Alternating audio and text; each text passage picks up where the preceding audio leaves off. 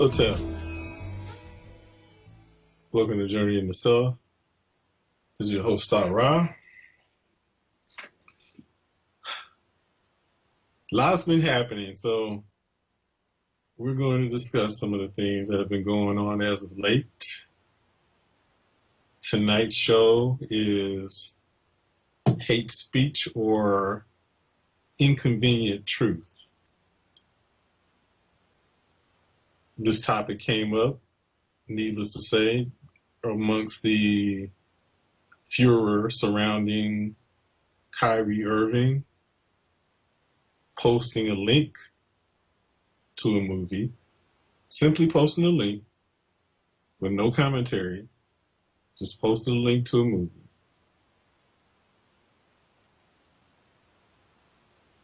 But before that, we observed Kanye West, now known as Ye, saying that he wanted to go scorched earth on the Jews. He said, and then he went ahead and did a YouTube video where he discussed, amongst other things, the fact that the Jewish people control and run Hollywood. Both of those situations resulted in both of these individuals being labeled as anti-Semitic and them facing economic sanctions with white corporations withdrawing their endorsement deals, Kyrie Irving getting suspended from his job as a professional basketball player, likely in violation of his contract. We saw Nick Cannon step forward to speak among similar topics, also discussing the Jewish control of Hollywood. He was spanked, backed down, and forced to apologize, as were Kyrie Irving and Kanye West.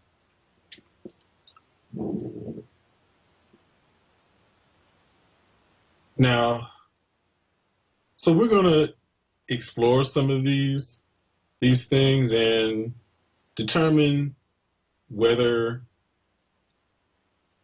the things that they're saying are true.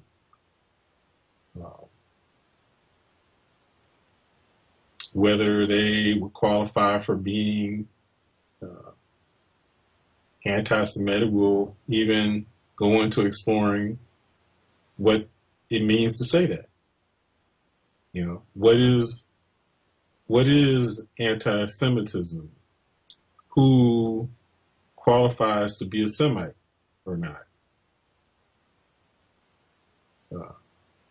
We'll discuss who are Hebrews. Are Hebrews Semites? Are Jews Semites? Are there people who are not Semites who are Jews? Those are all questions that need to be answered. Further, it's interesting to note that whenever any of these things are brought up into the public forum, the information that is being brought up is never challenged or debated. It is only met with the personal attacks, economic attacks, essentially public lynching, being forced to apologize, paying a financial cost just for mentioning it. certain information, but the veracity of the information that is being discussed is never challenged or debated. Uh, as for the movie, and the movie, for those who are not aware of what the movie is that it has caused all of this ire and drama. The movie is called From Hebrews to Negroes. Um, Mind you, the movie has been out since 2018. It's available on Amazon streaming. It can be ordered there. Uh, we've seen no furor being launched towards Amazon and its owner. He's not been required to pay any type of financial penalties. He's not been required to issue any type of public apologies for hosting the movie on their platform, for streaming it, for making it available. It's just the black people and black men in particular who have gotten attacked and are the subjects of great vitriol and being paraded around and forced to publicly humiliate themselves by apologizing. So first we'll explore why that is. Now, and then we'll go into some of the things that I mentioned at the outset. Now, so who does control Hollywood? Okay, and when we talk about Hollywood, mind you, we're talking about an industry that from its inception has played a major role in the hatred of black people by putting out negative imagery of black people in film, which has in turn shaped many people's opinions of black people. Going back to, I was just reading from the book where, of course, Al Jolson, who was a Jew, so-called, and he's known for appearing in blackface, mocking black men. The movie theater, I believe it was Metro-Goldwyn-Mayer, all of whom are Jews,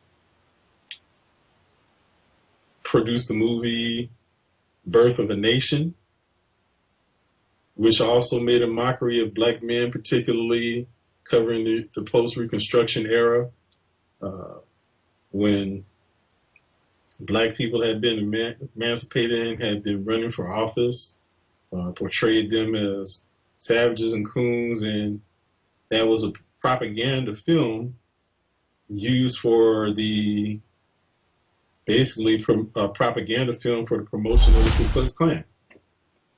And I need not tell you what the Ku Klux Klan did to many of our people. Stimulated a rash of lynching. And to this day, we see negative depictions of black people, or we have inaccurate portrayals of our people historically. We still have not been able to see any films depicting African history accurately, though it's well known and documented that the ancient Egyptians were black people. We've never seen a film portraying black people as the ancient Egyptians who were responsible for that high level of civilization that existed there.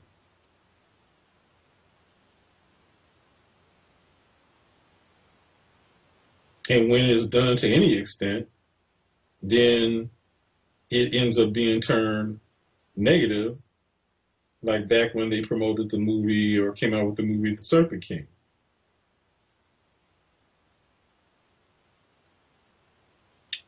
So,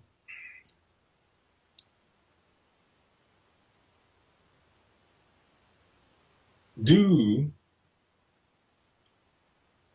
Jews control Hollywood? Did they create Hollywood? Do they control Hollywood now? Well,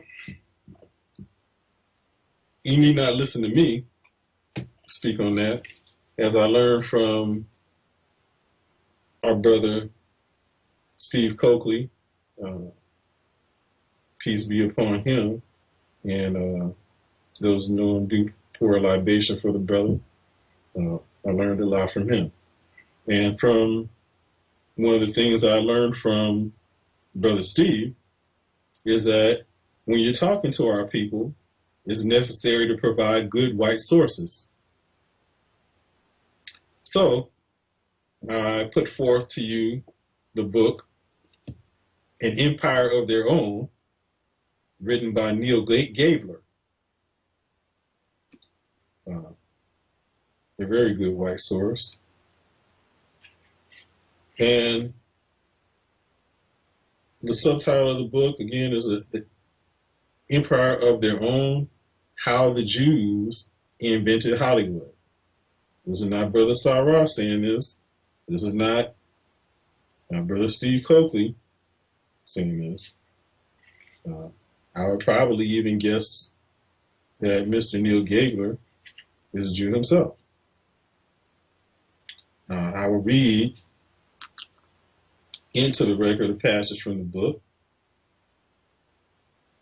In the introduction, it says, Russian Jewish immigrants came out of the shetties and ghettos out to Hollywood in this magical place that had no relationship to any reality they had ever seen before in their lives, or that anyone had ever seen. They decided to create their idea of an Eastern aristocracy. The American dream is a Jewish invention. That's a quote from Joe Robinson. He goes on to say, they, the Jews of Hollywood, not only believed in the American dream, rather than see it fail, they tried desperately and successfully to manufacture the evidence for its survival and for its existence.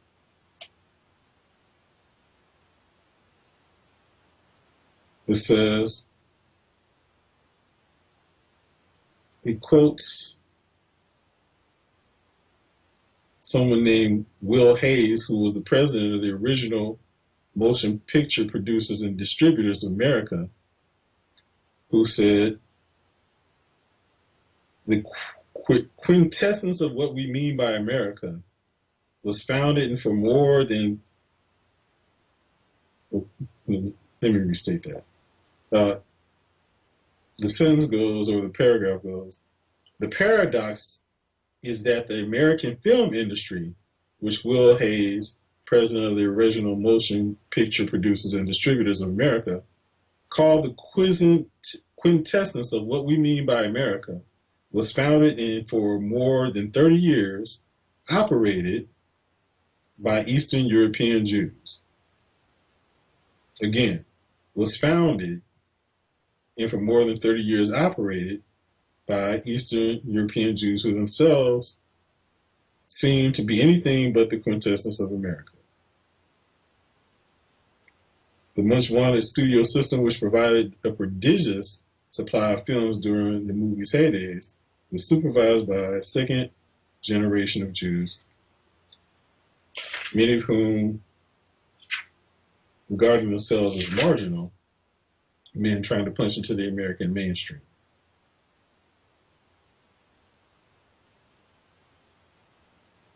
Okay.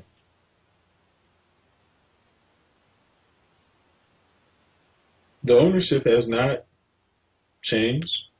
I listened a few days ago to Brother Sadiki Bakari, who was on the Carl Nelson show a few days ago, where he challenged people to do some research to identify who the primary shareholders of the major studios are, uh, the chief executive officers and presidents, board of directors, not only of the film industry, but the same holds true for television, studios, and shows. The same holds true for the recording industry. Uh, and I need not say that, uh,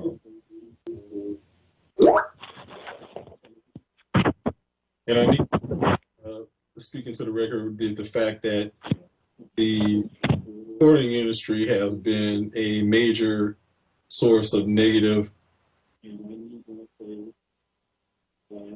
information, negative imagery about Black people, as we've seen the transition of rap moving from something that was first a a fun thing to battle raps to bragging battle raps in fun, descending to and then ascending to informational type of rap, African centered rap, uh, public awareness, political type rap, liberation type of rap, and then descending into gangster rap, uh, misogynistic type of rap, uh, WAP, putting forth the worst type of public images.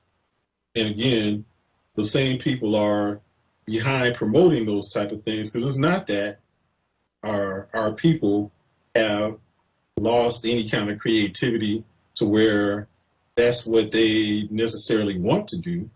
Is that those who would produce that type of content are the ones that get promoted, and thus, because those are the ones who get promoted and end up being the most successful, are the ones who end up getting the airtime and getting paid.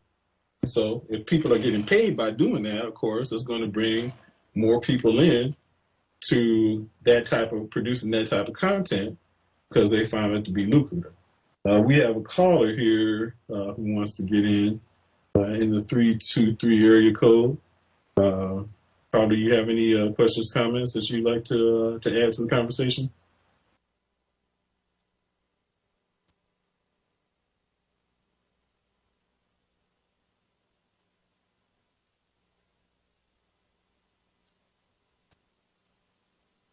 Okay, so I'll go on. So we've had from the media, from all different forms of media, whether it be. Well, if you're talking about me, I was just calling in just to listen. Okay, bro. And I can't really hear anything on the phone, but if I turn up my computer, I'm going to get you guys some feedback. So I'll just listen some more, all right? Okay, sounds good, brother. But yeah, let me know if you have any questions. Brother, if you would, go ahead and mute your phone so we don't get your feedback.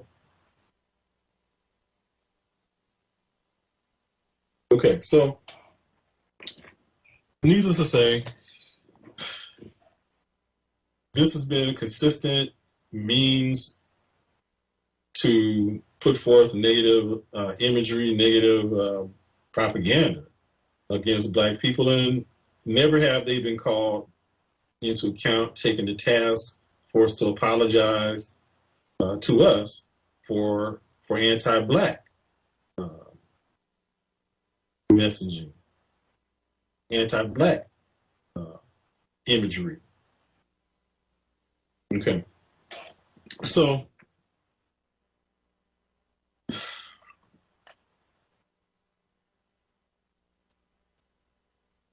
it's well established again. You read the book from Neil Gaiman, Empire of Their Own, How the Jews Invented Hollywood.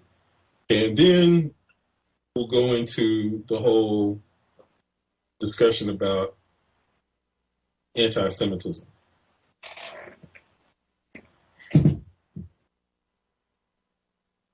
Okay, and notice that when anyone brings up any information that is not, whether particularly, it's not when any information that comes out that's not positive about Jews.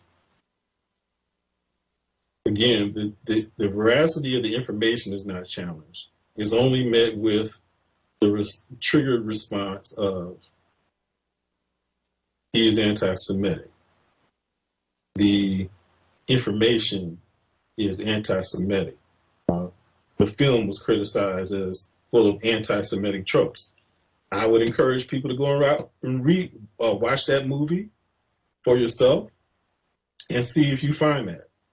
Because that movie, I watched it over 2 days. It's a 3-hour movie. It's very well documented. I wouldn't say that I found anything that was particularly offensive because it was not about other people. It was primarily about Black people, about the history of Black people. Okay, mind you. Now, so that takes us to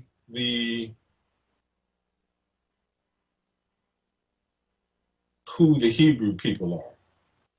Okay, and that's one of the things that film dealt with. Okay, and if you watch the film and if you do any kind of research, you will find that Hebrew, the language Hebrew, is an African tongue. It's an African dialect. It's derivative of ancient Egyptian or Kemetic language.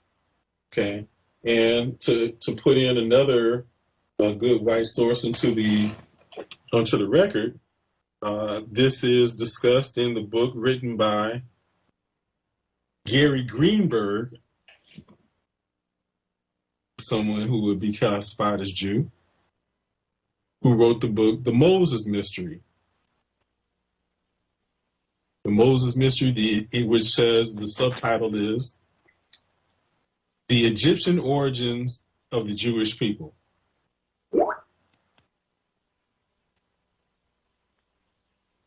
Okay. So Hebrew and Hebrew people, the original Hebrews are Black. If you look at, I went to Egypt last year. There are depictions in some of the temples and pyramids and inscriptions that show drawings of the ancient Hebrews, and you can clearly see that they have the African phenotype. Okay, and then doing a linguistic analysis of the language, it is an African tongue. Okay, so Hebrew, original Hebrew people are Black people. 2, Semite. What is a Semite? Okay, if you look at the structure of that particular word, the first part of the word semi is semi. Okay, semi means not full, partial. Okay, so as that relates to people, what that's saying is these are people who are mixed. They're partial Hebrews. Okay, and so during the time of the Hebrews and around that region, which are which is referred to in these times as the Middle East, around that time there ended up being a lot of amalgamation of the races and mixing. Okay, and that's what ended up creating the group of people referred to as Semites. Okay, so those are mixed race people. Okay, and so who are Semites? Semites are Sephardic people. Arabs are Semites. Okay, now does one being a Hebrew necessarily make one a Jew? Is Jew a race? Is Jew a religion? What qualifies one to be a Jew? Okay, so naturally, sure, Judaism is a religion. So when people are called Jews, are they referring to people who just practice that religion? Can anyone be a Jew? Can you and I decide that we want to adopt the religion of Judaism and become a Jew? Will we be recognized as such?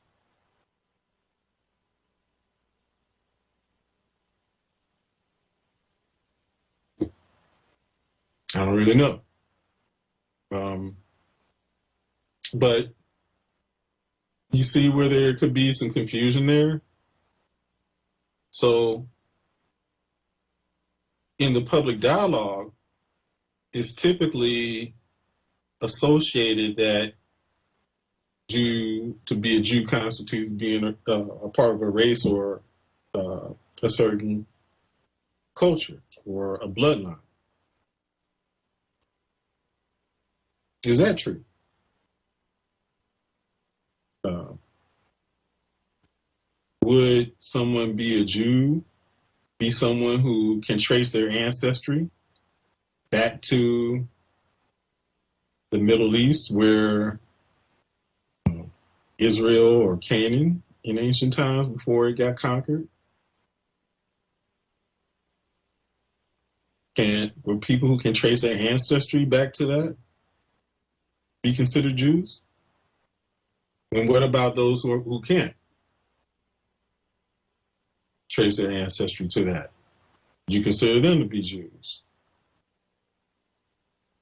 Okay, so it's typically considered that in order to be a Jew, that you both practice the religion and you can trace your ancestry back to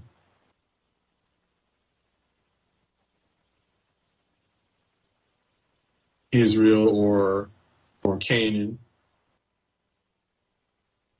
Okay, and so can all Jews trace their history back to this region? Okay, so we talked about Hebrews who, according to Gary Greenberg and Michael Bradley, who wrote this book uh, called Chosen People from the Caucasus, Chosen People from the Caucasus, rather, um, state that the original Hebrews are black and that they are basically a tribe who emanated from Egypt, um, who were devout monotheists. Greenberg states that Moses was a follower of the ruler Akhenaten, who was an 18th dynasty pharaoh who reformed the religion to what he considered to be monotheistic. I would suggest that there never was polytheism, but what occurred was that people who didn't understand uh, that the different aspects of God, which were identified by different names, represented the same one God. And so, though the religions, there was never any polytheism, that people began to identify with just certain aspects of God, certain uh, names or symbols of God, and there became to be some conflict. And so when Akhenaten reformed it, it wasn't that he was creating monotheism. He was basically reforming it to create, to try to dismantle the conflict that people were having, who were identifying and being in conflict with each other over identifying with certain aspects. Okay. So, but both of those books and both of these sources, again, are white sources who say that the ancient Hebrews are black. Mind you, there are black sources that say the same thing. You can get the book Echoes of the Old Dark Land by Dr. Charles Finch, which shows depictions of the ancient Hebrews as being black and shows you some of those carvings from Kemet that show those depictions. You can get the book by Dr. Yosef Ben Yakinen called We the Black Jews. Okay, so you're covered there. Okay, now there are some other people who also call themselves Jews who are not Semitic, and this is where the problem comes in. This is where the conflict starts. This is where you have the pushback. This is where people start getting labeled as anti-Semitic when people bring up this information and this fact. And see, the problem is that when people like Kanye West, people like Kyrie Irving, people like Nick Cannon go out and begin to start talking about this information, they do not have their documentation together to where they can discuss it in a lucid manner, and so that they sound disjointed when they're talking about it, and when they're being challenged, their dialogue doesn't stand up to the challenge because they can't go back to the source where they got the information from. Okay, and that's why I'm reading into the record some of the sources. Okay, so there are people who call themselves Jews who are not Semitic people, which when you understand that, then the term anti-Semite is a misnomer. Because when they talk about anti-Semites or anti-Semitism, they're talking about people who have issues with Jews who are not Semites. And so it's a misnomer. It is not the Semitic Jews who control Hollywood.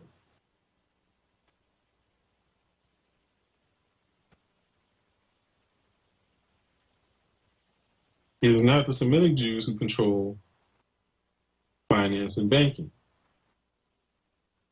It is not the Semitic Jews who control and founded the state of Israel.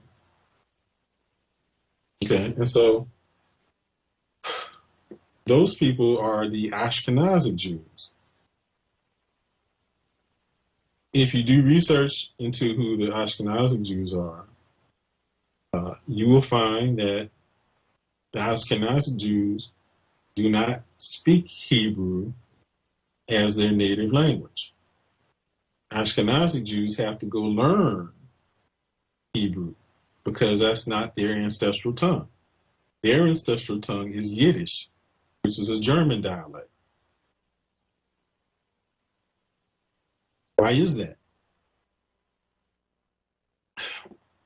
Because they don't come from the Middle East. They don't come from Canaan. They have no connection to their land whatsoever. Yeah. These people, and I'll read into the record a couple of other books, but these people are the descendants of people who come from the Caucasus Mountains, this land called Khazar, who in 740 AD converted to the religion of Judaism. Okay, so and again, this is from the book Chosen People from the Caucasus, written by Michael Bradley. It says, Chosen People from the Caucasus focuses on the two separate groups of people who emerged from the Caucasus Mountains of the Middle East. Those people who comprise the vast majority of modern Jewry, who converted to Judaism about 740 AD and were later pushed into Central and Eastern Europe by Mongol invasions, and the biblical Hebrews, who emerged 2,700 years earlier. Both peoples, ironically, are considered to be Jews, although they have no direct historical or genetic connection to each other.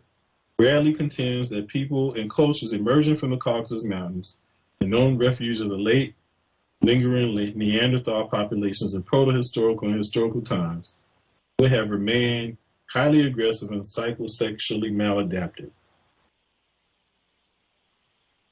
Okay, he says, beneath the mystique of the chosen people, the cultural fusion of these two separate streams of Jews has since the 16th century played an important role in the evolution of Western civilization and thus the molding of the entire world's present cultural profile.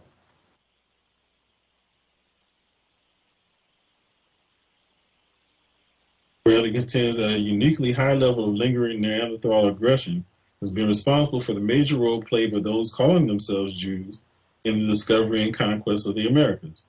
The transatlantic trade in black Africans as slaves, and the cultural colonization of non-whites of the West. It has been a role too often distorted and disguised by the loud lamentations of anti-Semitism. I'll read into the record another book. This book is called The History of the Jewish Khazars, written by D.M. Dunlop, who says, situated between the lower Volga and the northern Caucasus, the Khazar country, populated by a non-Semitic people, lay across a natural line of advance of the Arabs between the 7th and 10th centuries. The strategic location enabled the Khazars to play an important role in the political struggles of the day and to be, in a sense, the champions of Christendom. Yet, at one point in their evolution in the mid-8th century, their king and the upper class of the population adopted Judaism. To write this comprehensive history of the Khazars, the first in any Western language, Professor Dunlop has studied many often obscure and at times contradictory sources in a variety of languages, including the valuable new material in Hebrew that has come to light in this century. The author traces the Khazar beginnings, their possible relationship with the Persians before Islam, their contacts with the Greeks and wars with the Arabs, their conversion to Judaism, and their alleged correspondence between one of their rulers and a Jewish leader in Spain, their relation with the Russians, the collapse of the Khazar independence at the beginning of the 11th century, and finally the disappearance of the people.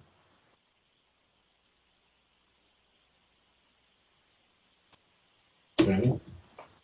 And now reading to the record another book.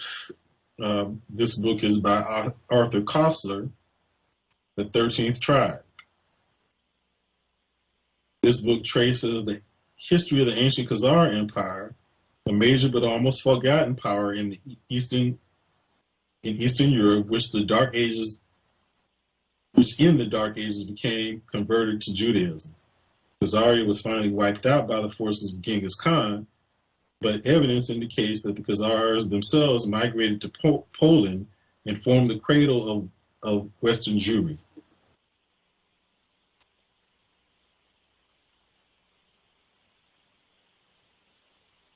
Hello, I got a question. Yes, brother, go ahead. Okay, so basically you're saying that the Khazars are not Semitic, but anytime you say anything about, Jewish people, they will, label you as anti-Semitic. Correct. Do they consider the Philosophes Semitic? Do they consider the Philosophes Semitic? They do not, but I would suggest that the Philosophes are the direct descendants of the Hebrews. Okay, so they would not be Semites. They would be Hebrews. Okay, so you essentially, if you correlate Jewishness with Hebrew is, being Hebrews, then you would say that Jews would be the Hebrews and the Semitics. Okay, and then if you include those who may have converted to the religion, then you may include the Ashkenazi. But okay, Semites what about are not the Ashkenazi Jews. Okay. What about people who converted to Judaism, such as Sammy Davis Jr. and Yaphet Kotto? Right, and also Amari Stoudemire, who's a recent convert. See that's the question, brother. So they would not be Semitic, because those people they converted, but it's possible that they could trace their lineage back to the ancient Hebrews. Okay, and so they would have more likely a historical right to refer to themselves as Jews than the Ashkenazi people would, if you're defining it based upon their connection to that land and people. That makes sense? Yeah. Another thing I wondered about, maybe I got this wrong, I don't know, but I got the impression that the Khazars converted to Judaism so that it was more of a business deal. They were able to, do business with Christians and Muslims, because of that. Well, yeah. So basically, during that time, and you're right, that they basically operated between the Muslims and Christendom at that time. Okay, and the Roman Empire, of course, controlled Christendom, and so any lands, civilizations that were Christian basically fell under the control of the Roman Catholic Church. Okay. Similarly, the the Muslims, who were in conflict with Christendom, they basically had like the same type of, political type of control over, certain lands uh, who had ascribed to Islam. And so, from a political standpoint, the king of Khazar not wanting to fall under the control of either Islam or or the Roman Catholic Church decided that they would convert instead to Judaism so that they would be independent of both of them.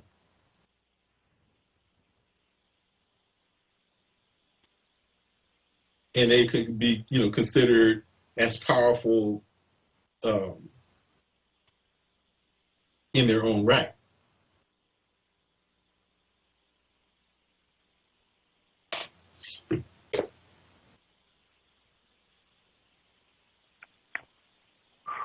Okay, and so it says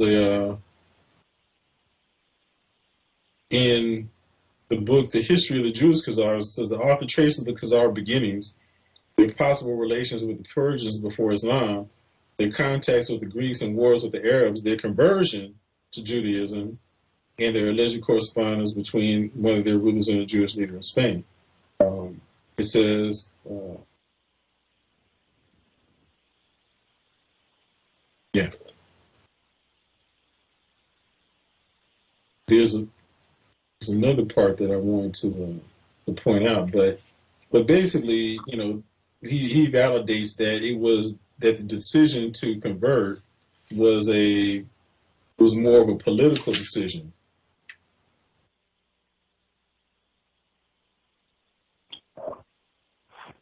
Okay. Well, I have another question. Mm-hmm. Hopefully, this is not too far off the track. But I remember once reading an article about Phoebe Snow, may she rest in peace. And she had a large black following with whenever she would do her concerts and everything. And the women were flocking to the ladies' room after her performance to try to figure out, well, is she black or what? Mm-hmm. And I remember reading in an article in USA Today. This was back around 1988 or so. She said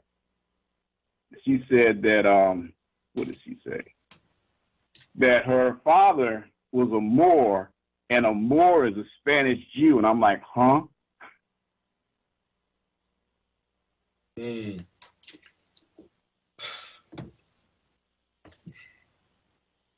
Well, yeah. See, that's kind of a bit of a complex subject because, of course, we know that the Moors are Africans who ruled in Spain, from up until from like 700 AD to 1492. Okay. Now, when the Jews were dispersed, okay, and that includes Sephardic Jews and Hebrews, they dispersed and went into Spain. And so you had the Moors there, and then you had both the African Jews, or descendants of the Hebrews, and then you have the Semites who were there contemporaneously during the Moorish rule.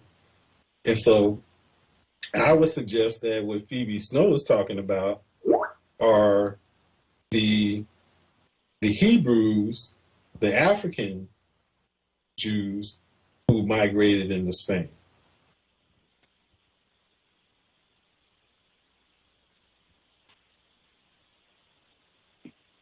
Okay, I always wondered about that. I'm gonna mute back up. All right. Yeah, and have you watched that Hebrew to Negro? No, I haven't yet. Watch it because he goes into that. Okay. And I'll say again, I mean, not only did I the majority of that documentary was about black people. There was very little of it that talked about white Jews. Okay, and certainly it wasn't anti-Semitic because they weren't talking about the Semitic Jews anyway. Okay, but Okay, my guess is that I guess the with the ADL or whatever, you know, they're been out of shape because they didn't get to control the narrative. You notice that when they would have, you know, it would interview somebody, say like, you know, the Honorable Louis Farrakhan or someone else, you know, there was always somebody from, you know, the ADL or whatever, you know, to count, you know, there with them to counter what, you know, what he said. You know, and I you know, it really tripped me out when Arsenio Hall interviewed Minister Farrakhan by himself.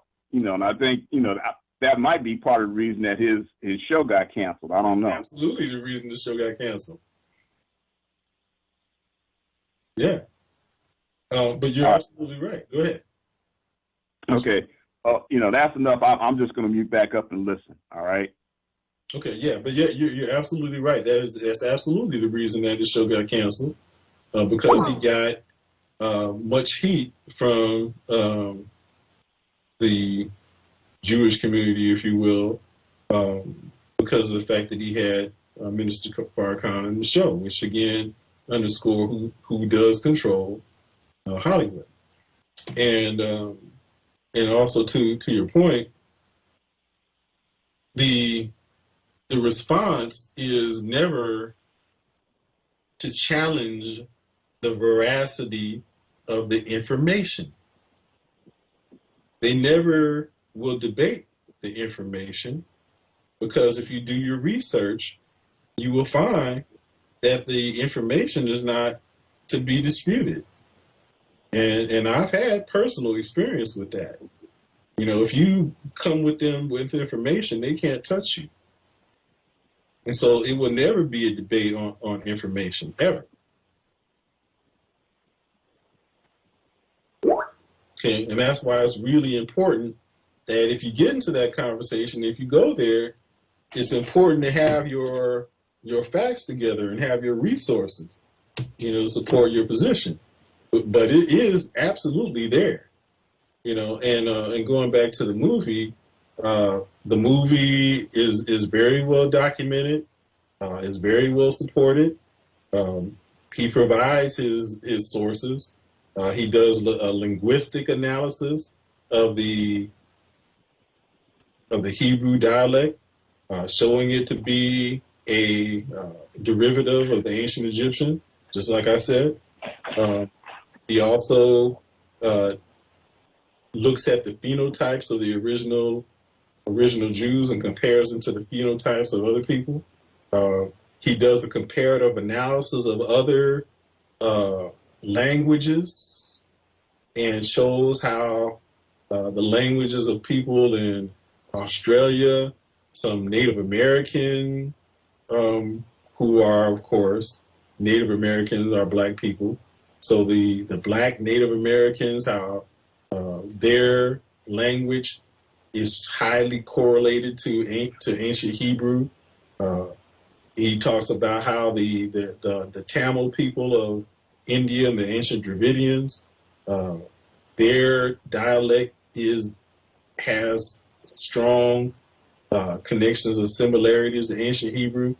All these dark people who um, who have dispersed, he shows a good linguistic analysis, which shows the high likelihood that these are people who were descended from the Hebrews who dispersed from Israel or Canaan, as it was known. Okay. Um, they do some DNA. He has good DNA evidence, you know, as well. Uh, you know, showing uh, you know how different DNA and blood types correlate to the people of ancient or the ancient Hebrew people, and shows the different people from different lands, again, South Africa, the Pacific Islands, Native Americans, and so on. How their DNA is also tied to have similarities to the ancient Hebrew. So, but it's the fact that the information is so well documented, which presents such a threat, which is why the reaction was so strong, because they don't want people to look at that type of information, because it calls into question their claim to basically their claim to Israel. We have a couple of other calls. I see a caller from the 917 area code. You have a question? Hey, Sarah. I was just calling in, listening to you guys over online. I did actually listen in and watch the documentary, since it got so much flack over the last week. And I thought it was very informational, because I did have questions and didn't understand a lot of what the hype was and what everyone was saying, that it was, against Jewish faith or whatnot. It was informational in terms of letting me know what was the difference between, a Jew by blood and someone that is of Jewish faith.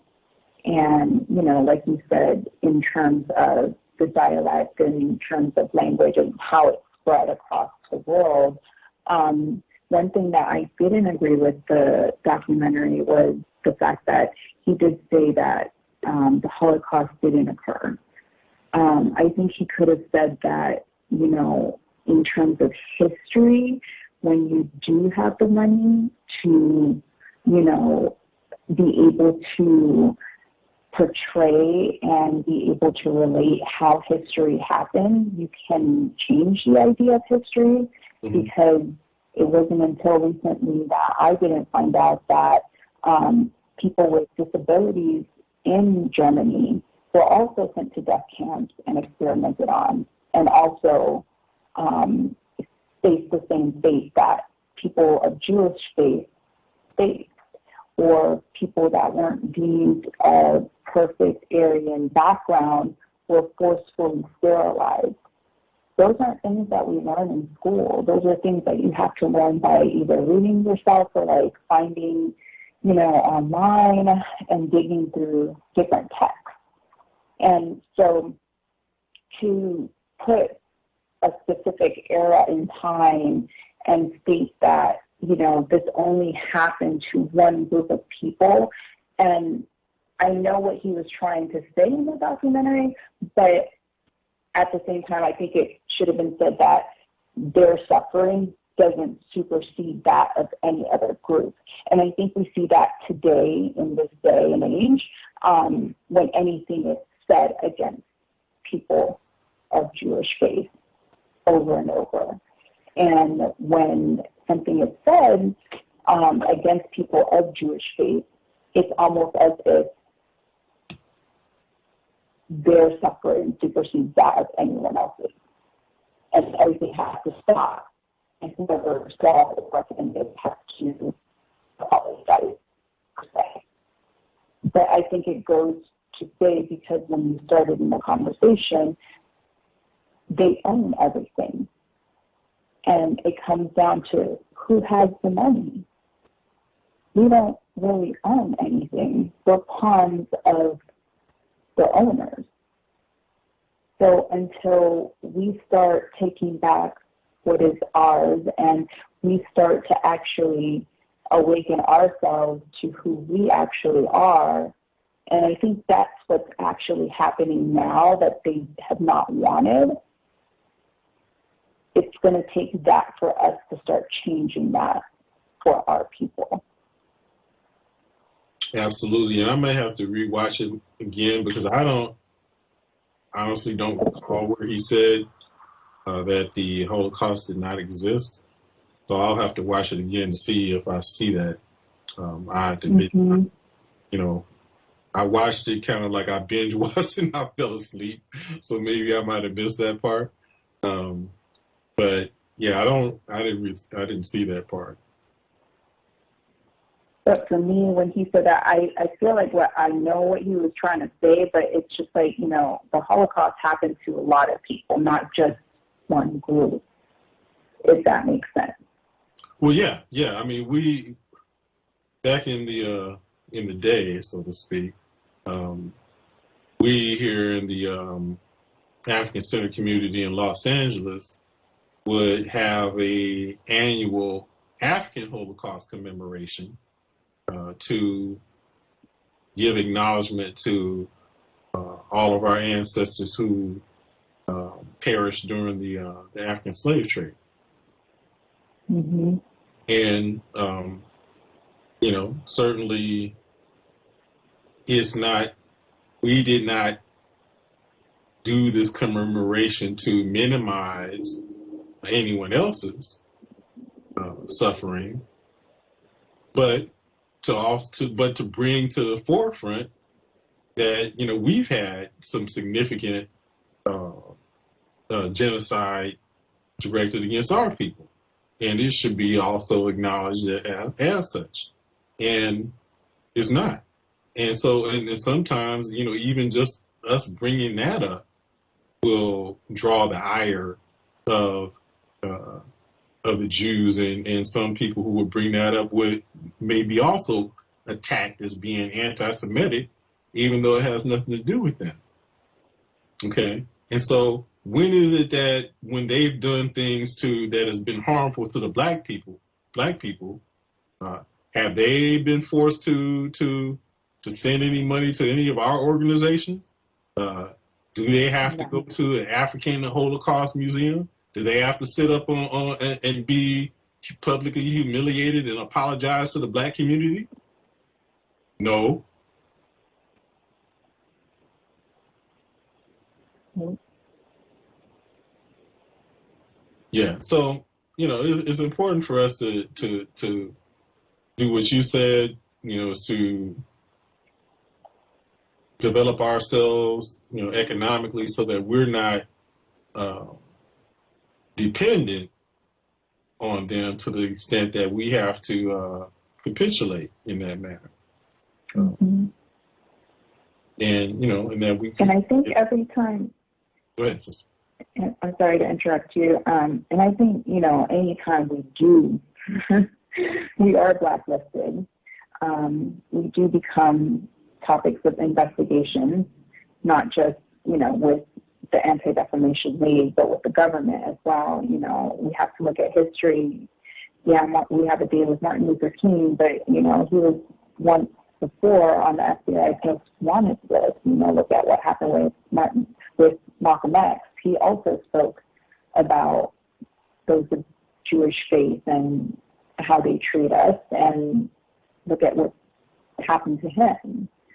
So I think it's very dangerous for our brothers to, speak out, but I think it's also important that when they do speak out, that we back them up and we support them, because I have not seen a lot of support for these men. Their teammates, I don't know. I don't know if it's they don't want to lose their jobs. If they all walk out, what would they do? They would definitely shut down a league and make them lose money. But I think shutting down a league would make more sense than just standing down. Mm-hmm. Well, yeah. So what do you think would happen if all the brothers would basically resign from the NBA? Would there be an NBA? I don't think so. Where else are they going to get this?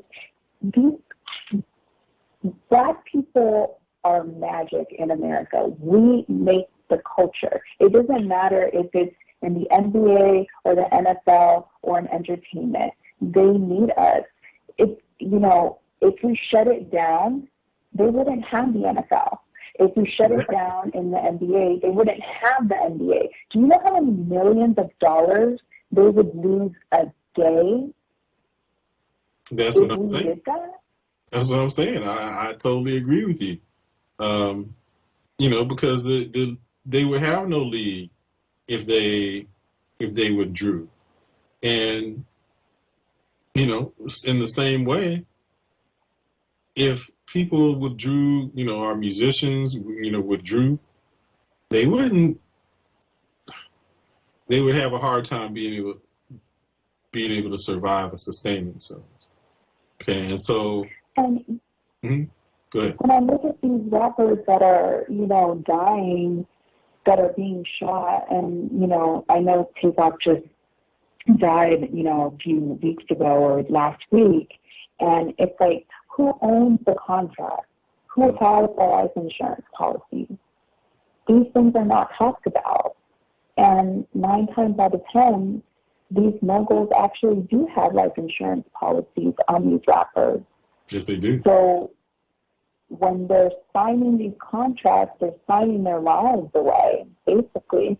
So then when they're shot, are they really having a beef with someone, or were they assassinated for the money? Because, people are starting to talk about this because there's just too many people that are dying. And for what? And they're blaming it on, we just kill each other in our own neighborhoods anyway. So why would someone like that want to, die or have beef like that when they've made it? It doesn't make sense. No. It's like, why aren't we following, again, the money? Mm-hmm. Well, for some people, money becomes a drug, and they're addicted to it and can't let go of it. That's why you see people like Stephen A. Smith, Charles Barkley, Shaq, coming down. All pawns. Mm-hmm. And yeah, they're pawns. They're bought and paid for. And so when someone steps out of line, they call upon them to ridicule them or try to put them back in their place and speak on the behalf of the white man. But again, I was encouraged by the fact that this is really new to me because I'm not a religious person. I've just really started looking into this because of the whole what Kanye said a few weeks ago. Mm-hmm. But I have been asking the question as to why haven't black rabbis had this conversation with white rabbis? Why hasn't there been an honest conversation about the history? Because they don't want to have that conversation. Okay, now, I've actually been in the situation where I did end up debating with their rabbis. Okay, and I know for a fact that they will not debate you over the information because they cannot. They sent their rabbis after me to try to debate the topic, but I had my sources just like I have them right now, and I showed them my sources, and they could not dispute anything that I said, and they knew they couldn't. But they count on people not doing the appropriate research and being able to just bully people, and because they do have so much power, they can ruin a lot of people's careers, and so they operate by fear, but they will never try to challenge the information because they can't.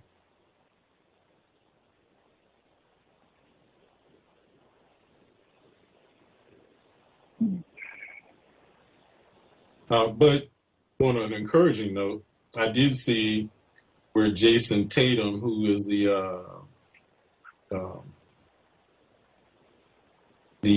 I think co-president or vice president of the NBA Players Association, who did speak out in support of Kyrie, and said that they are considering following an appeal to his suspension.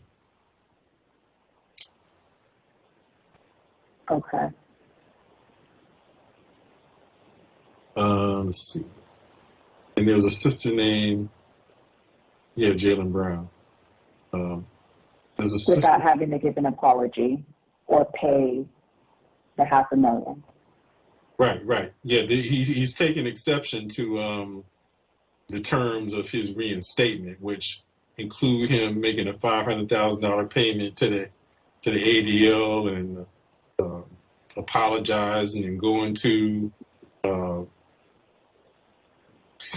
anti-Semitism training and going and meeting with the ADL and all this nonsense. But unfortunately, they're objecting to it, so I think that's a good sign.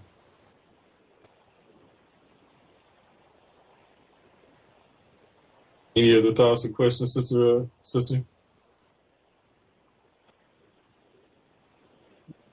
I just hope he doesn't have to apologize. Because I'm tired of us having to apologize every single time and nobody apologizes to us. Exactly. But it's interesting though that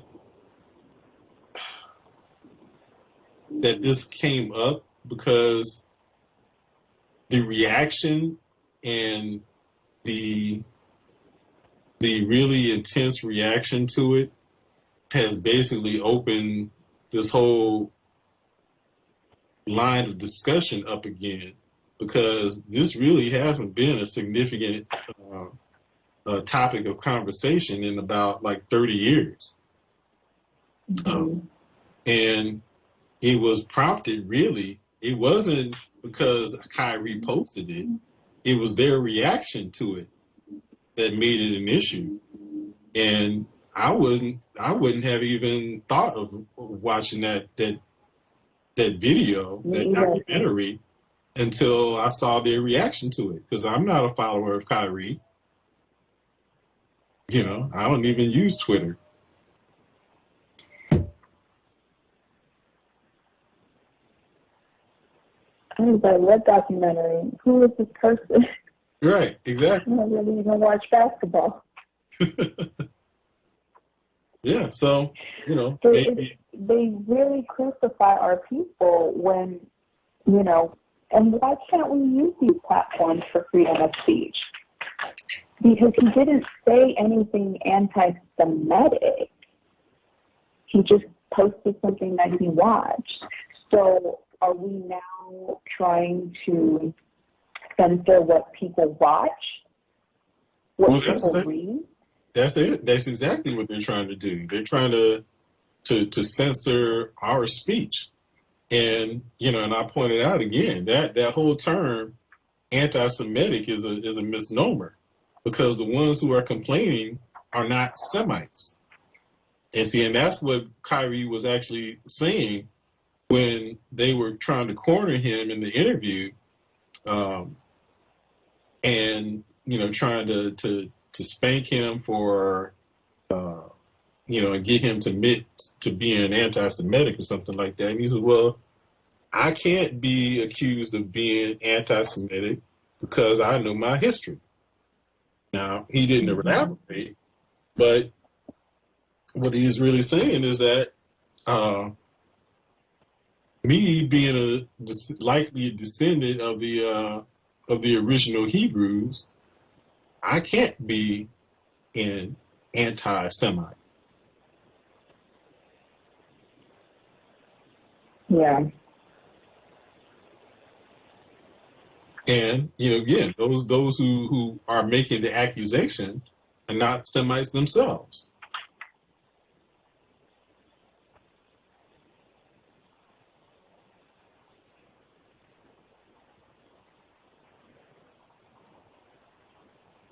Let's see. We have a sister named Ingrid who asked the question, has the ADL or any Jewish organization clearly articulated what Kyrie did or said that caused harm to the Jewish people? So the answer to that question is that he didn't say anything. He only posted a link to the movie. He didn't offer an opinion about it. He didn't say what it was about. He just posted it, and he clarified to say that, he just identified it as a source of information, but he did not offer an opinion or an endorsement of it. Okay, and then she asked, are there any other groups of Jews in America or other countries that articulated that Kyrie did something to harm them? And again, he didn't do anything other than just post the link. Okay, so the significance of the reaction is very telling, because it really just drew more attention to that movie than anything that Kyrie did. But it's also, the attack on him, Kanye West, Nick Cannon, is being done to basically cause people to self-censor out of fear, by making these brothers examples. So in a sense, it's like a 21st century public lynching.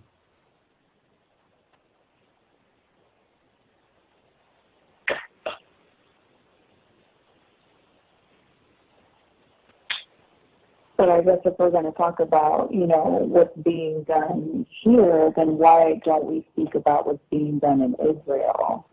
Because I feel like that's always glanced over. It's like history's being repeated again and again. And no one's talking about it. To what they're doing to the Palestinians that was done to them. Right. But it wasn't them. So, I mean, that's the thing. And that's a whole nother, topic for conversation. But, and that's part of the reason for the conflict. And so it's the fact that the Ashkenazi Jews are the ones who have basically colonized and took over Israel, land, Canaan, when they don't have any kind of historical connection to it, is the source of why there's so much conflict between Arabs who live there now and the Ashkenazic or Eastern European Jews who live there, because they know that they are not from there and they have no legitimate claim on that land. Okay. Saying that, of course, is going to be criticized as being anti-Semitic, but that's historically true.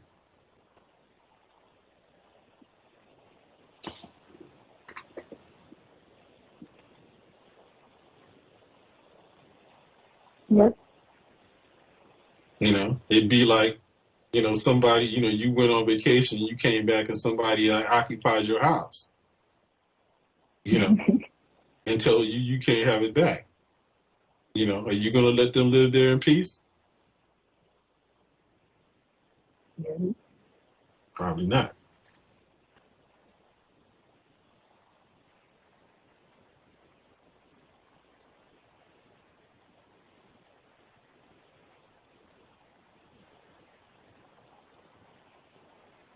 Okay, so let's see, brother.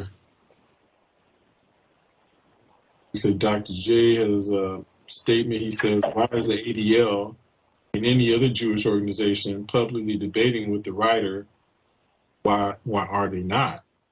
Why isn't the ADL and any other Jewish organization publicly debating with the writer, director of the film, or Amazon, who was selling it on their platform? Kyrie is an easy target who has done nothing. That's absolutely true. Kyrie did not finance the film, has nothing to do with the film. is not promoting the film, not advertising or doing any kind of marketing for it. He has nothing to do with it. And it's been on Amazon since 2018, and it's still available for streaming right now. And you're not seeing Amazon or its founders or president or CEO being forced to go do anti-Semitism training or meet with or give donations to the ADL for doing so. But they'll attack, our people, particularly any black men who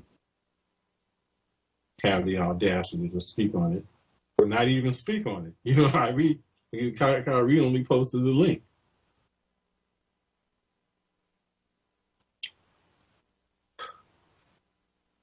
Yeah, so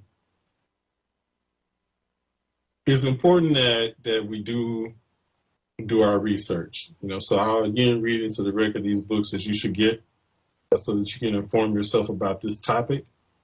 Get the book 13th Tribe by Arthur Koestler. Get the book Chosen People from the Caucasus by Michael Bradley. Get the book The History of Jewish Khazars by D.M. Dunlop. Get the book An Empire of Their Own, How the Jews Invented Hollywood by Neil Gabler. And get the book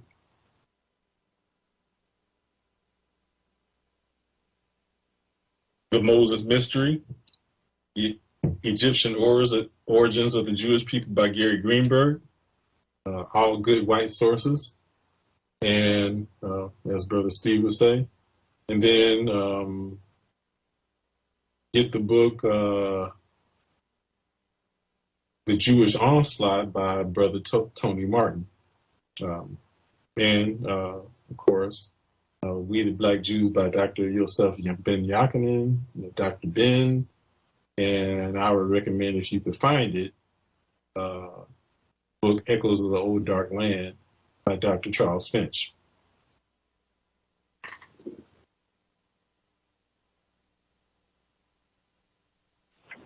So are you going to post this on your Facebook page too? I will need to convert it into a video and post it. And once I do that, I'll provide the link. Okay.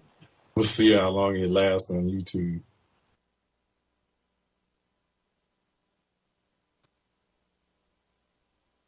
Okay, so we're coming to the end of our show. I think that I have provided a lot of good information, but it's always been, I highly recommend that you do your own research and and come to your own conclusions.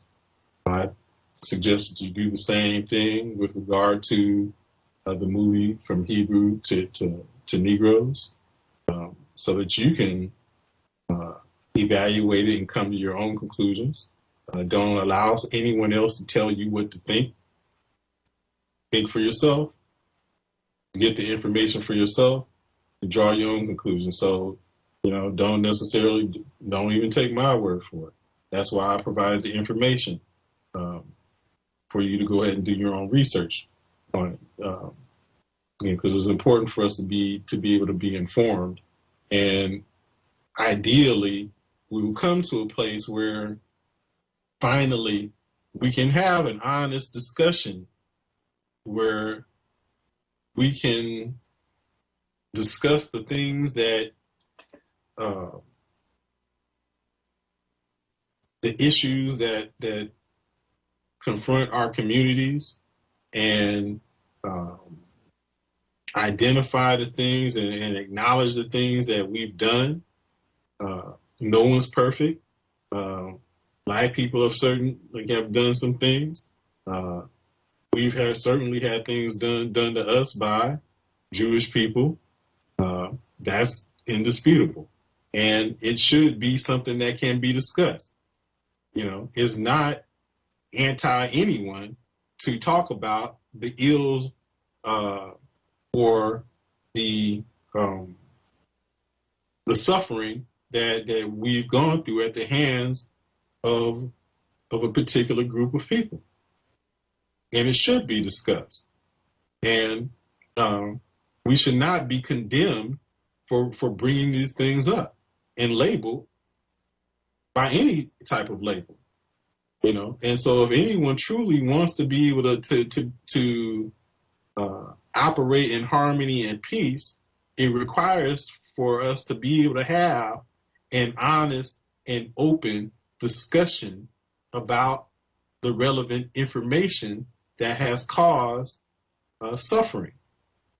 No reconciliation will come unless we can be able to honestly discuss the truth.